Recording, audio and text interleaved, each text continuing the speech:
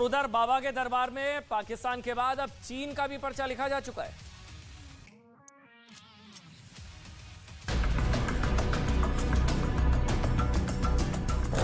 बाबा के दरबार में कटा ड्रैगन का पर्चा।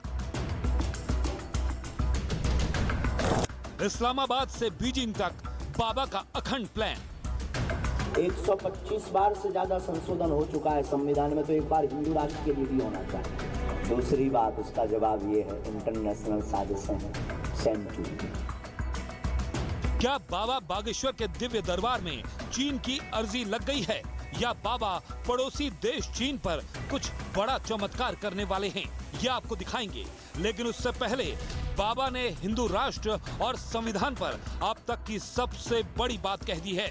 बागेश्वर धाम के पीठाधीश्वर धीरेंद्र शास्त्री ने एक बार फिर हिंदू राष्ट्र की हुंकार भरी है।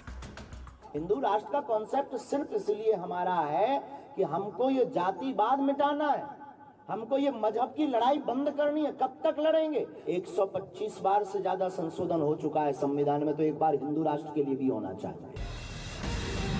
बाबा बागेश्वर ने साफ कर दिया है कि हिंदू राष्ट्र पर सिर्फ प्लान बनाने से नहीं होगा, बल्कि वो अपने मिशन के लिए किसी भी हद तक जा सकते हैं। आचार्य धीरेंद्र शास्त्री ने तो यहाँ तक कह दिया है कि उन्हें रोकने के लिए इंटरनेशनल साजिश हो रही है, लेकिन उन्हें रोकना अब विरोधियों को भारी पड़ने वाला है। और हमारा हिंदू राष्ट्र से आपको सुनकर के चौंक जाएंगे, हिंदू राष्ट्र से हम प्रतिदिन लाखों गालियां खाते हैं हिंदू राष्ट्र के नाम पर। इसमें हमारे बाप का नहीं कुछ भला होना है, न हमारा भला होना है, लेकिन एक एक हिंदू का भला होना है। आचार्य धीरेंद्र शास्त्री हर मंच पर हिंदू राष्ट्र का संकल्प लेते हैं। इस बार बाबा ने चीन को भी अपने दरबार में शामिल कर लिया। उनका अब एक वीडियो सोशल मीडिया पर काफी तेजी से वायरल हो रहा है, जिसमें वो कथा के दौरान बता रहे हैं कि चीन में किस तरह लोगों के नाम रखे जाते हैं।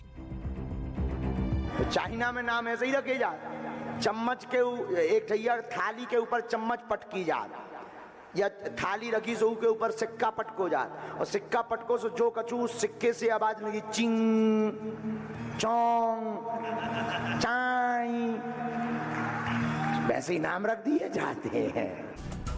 कुछ दिन पहले ही आचार्य धीरेंद्र शास्त्री को समाजवादी पार्टी के नेता स्वामी प्रसाद मौर्य ने कहा था कि अगर इतने चमत्कारी हैं और शक्ति है तो चीन को भस्म क्यों नहीं कर देते। इस पर धीरेंद्र शास्त्री ने जवाब देते हुए कहा था कि अर्जी लगाओ। अगर वो चमत्कारी बाबा है तो वहीं बैठे बैठे चीन को भस्म कर दे, रोज बॉर्डर सलाह करके परेशान करता रहता भारत को। तो और आरोप लगाएंगे, क्योंकि उनको बहुत मिर्ची लग रही है ना। ये वाला बाबा थोड़ा दूसरे प्रकार का निकला। वो ने क्या बताएं, I am not Baba, I am only Dhirendra Krishna.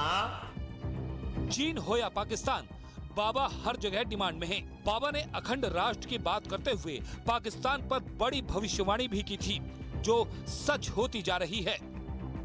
Pakistan बर्बादी की कगार पर है, वहाँ जो जरूरी चीजें हैं वो खत्म। जो देश अपनी ऊर्जा दूसरों को नष्ट करने में लगाता है वो स्वभाववश नष्ट हो जाता है, और पाकिस्तान को बहुत जल्दी भारत में विलय हो जाना चाहिए, यही रास्ता उसके पास है। दिव्य दरबार से शुरू हुआ विवाद अब हिंदू राष्ट्र के महासंग्राम तक पहुंच गया है। हिंदुत्व में गहरी आस्था रखने वाले वर्ग में बाबा सबसे बड़ा चेहरा बनकर उभर रहे हैं।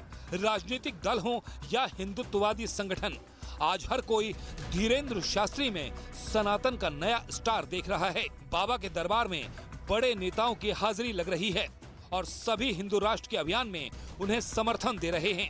सांता क्लॉज आएगा, गिफ्ट लाएगा ठठरी के भरी। सांता क्लॉज आएगा, सांता। और ये कुछ दोगले अपने अपने बाल बच्चों को सजा बजा करके धजा करके सांता क्लॉज का गिफ्ट लाने भेज देते। हम कहते तुम अगर एक बाप की औलाद हो तो अपने बच्चों को सजा करके राम मंदिर भेजो।